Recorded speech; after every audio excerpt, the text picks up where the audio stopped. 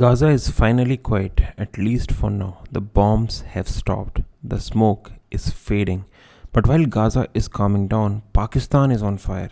Across Lahore, Islamabad, and Rawalpindi, thousands of people are clashing with police. Streets are full of anger, flags, and chaos. The reason? The same conflict that just paused in Gaza, the Israel Palestine war, has now spilled over into Pakistan. What's really happening there? Why are people dying in Pakistan because of Gaza? And could this unrest push Pakistan towards something much bigger, maybe even a civil breakdown? Let's break it down step by step. Gaza ceasefire versus Pakistan chaos. After 2 long years of bloodshed, Israel has stopped bombing Gaza. A peace plan has been signed. People in Gaza are slowly trying to live again. Markets opening, children playing, and trucks moving. But in Pakistan, it's the opposite. Protests have turned violent. People are marching with Free Palestine flags, shouting slogans, throwing stones. Police are firing tear gas and bullets. News headlines say Pakistan burns over Gaza. Even international papers like the Times of Israel are covering it. So, how did it start? The Labbaik Ya Aqsa March. The unrest began on October 9th. A hardline religious party called Tehreek-e-Labbaik Pakistan (TLP) announced a massive protest. The Labbaik Ya Aqsa Million March. Their plan: gather hundreds of thousands of supporters and march towards the US Embassy in Islamabad to demand justice for Palestine. But there's no Israel Embassy in Pakistan, so the US Embassy became their target instead. The government refused permission. Officials feared violence because that embassy is one of the most secure and sensitive buildings in the country. Once the march was blocked, the anger exploded. Crowds faced off against police and army rangers. Videos showed officials firing directly at civilians holding Palestinian flags. At first, the protesters fought back, but later some of them even helped injured officers. That's how confusing and emotional that situation became. Where the unrest is strongest. Most violence has happened in Punjab province, Lahore, Rawalpindi, Islamabad. In Sindh and Balochistan, protests were smaller. Baloch people have their own political struggles and didn't join march. By now, more than 15 people are dead. Many more are injured. Public property is damaged. Pakistan's economy, already weak,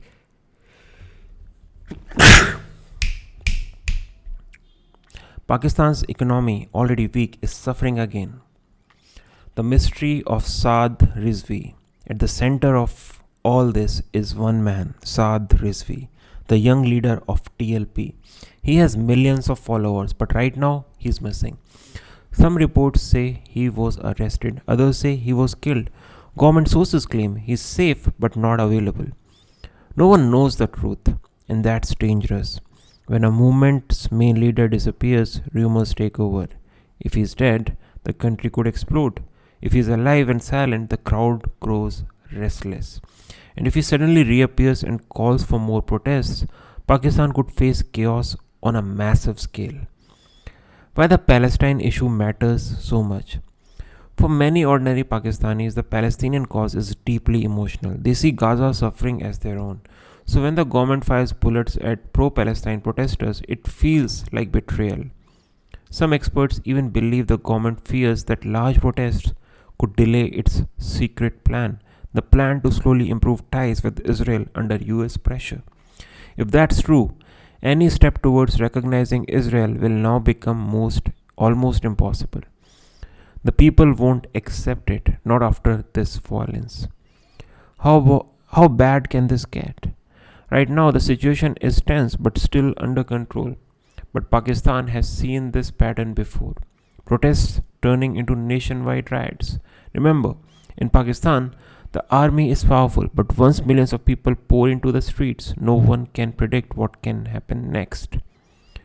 There's a famous saying here: no war is ever won, no election is ever lost. It means the system always manages to protect itself, but only to a point. If public anger crosses the line, the system breaks. Why this movement is critical? Pakistan's leaders now face three major choices. First, how to deal with the protesters: use force or open dialogue.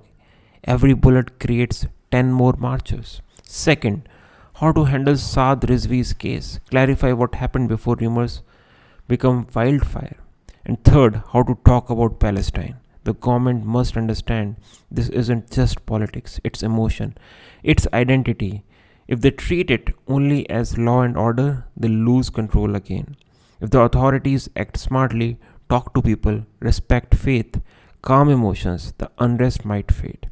If they repeat the same mistakes, it could spiral into something far worse. The bigger picture. This isn't only about Pakistan, it's about today's world is connected.